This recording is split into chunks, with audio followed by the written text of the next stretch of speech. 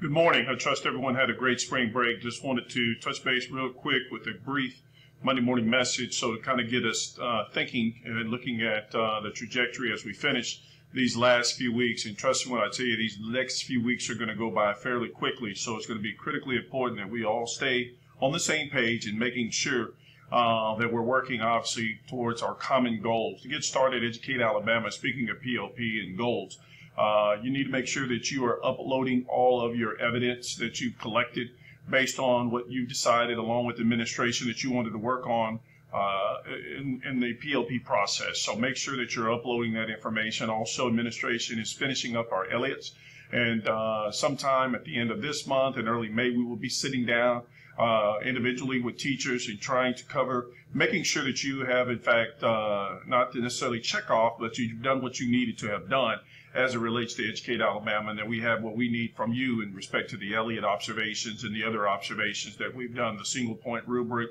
the look-forwards, things along those lines, and making sure that everything that's being done is lining up in respect to what we say that we want to do for our kids and meeting their needs. Also, the 16th of this month, progress reports will go out again on the 16th of this month. I can't emphasize enough, we need to make sure that our grades in iNow are current. Let me say that again. Make sure your grades in iNow are current. It's going to be critically important that we follow what we need to do in respect to the Jefferson County policy as it relates to the classwork, homework grades, in addition to our assessment grades. We need to make sure that we adhere to the policy. If you have any questions, get with administration and we'll paint the picture for you. That being said, leading up to the ACT, which will be administered on the 24th, if you teach 11th graders, please make sure that you're looking at testable material, look at various strategies, do any and everything you possibly can in an effort to try to help our students be prepared for this test. Until the state says otherwise, we still are under the A through F report card, and the ACT is a part of that. So, again, making sure that you understand what our students need in an effort to be successful on these assessments, and making sure that you do your part. Our mock ACTs that all 11th graders decided that they, the ones who decided, should I say, who wanted to take the mock ACT, those results are back. Certainly, Ms. Woodruff has those, and we'll be disseminating those to the students who, in fact, took the assessment, so they can use that as a barometer in respect to looking at deficits and areas that they can work on leading up to the test on the 24th. So critically important that you communicate that to your students as well. Also, Global Scholar Spring Assessments will be taking place this month. Ms. Blair is working feverishly in an effort to make sure that we try our absolute best not to interrupt your day-to-day or our day-to-day, but we have to get these Global Scholar assessments in. Again, that is a part of our A through F report card. We have some work to do in those areas, and so we want to make sure that we're doing our due diligence there. Certainly, we try our absolute very best to influence our students' thinking, so therefore the behavior will line up with what the expectations are here at Pinson Valley High School. And we need you to be very vigilant in respect to making sure that we're doing what we need to do in terms of supervision of kids and articulating, communicating to kids what our expectations are. Again, this is not the time to roll out cell phones. This is not the time to do a bunch of worksheets. This is the time to really and truly ramp up instruction, because that is what the fourth quarter, our fourth 9 weeks, needs to look like.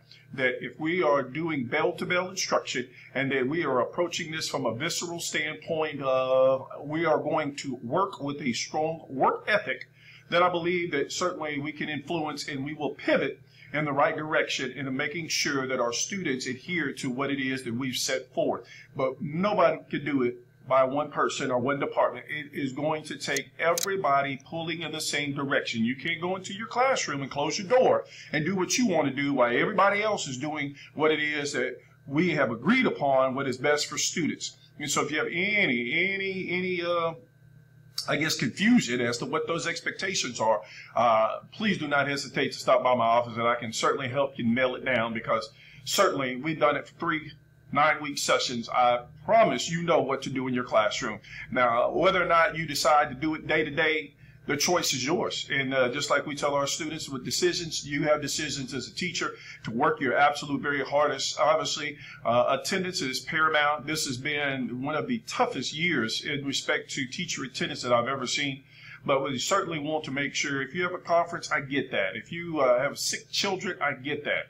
But we got to do our very best to be here to obviously teach the students, because if you're not here, the teaching lacks. And let's just say what it is. We know that the teaching is not at the same level when you're not here. Speaking of supervision, right as the school year, or should I say right before spring break, it was approaching us. I'll get to that here in a second. We had several things go on here at the school that we need your help. We have students using empty classrooms as Motel 6. We have students who decide they're going to bring marijuana to school during your classes. Some of them smell the marijuana, and I encourage you to take a closer peek at your students as they enter into your classroom and look at their eyes and look at them.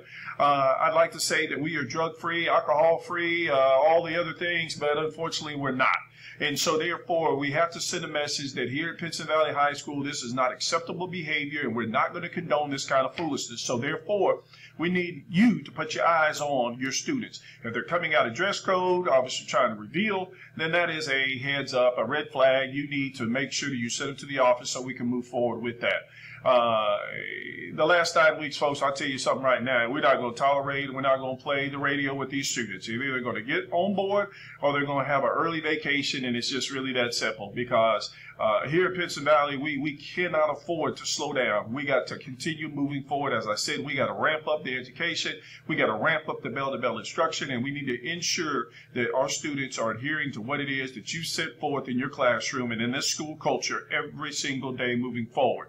So that being said, if you have any questions, please do not hesitate to, in fact, let administration know, and we will do anything we possibly can to try to address the areas of concern you have.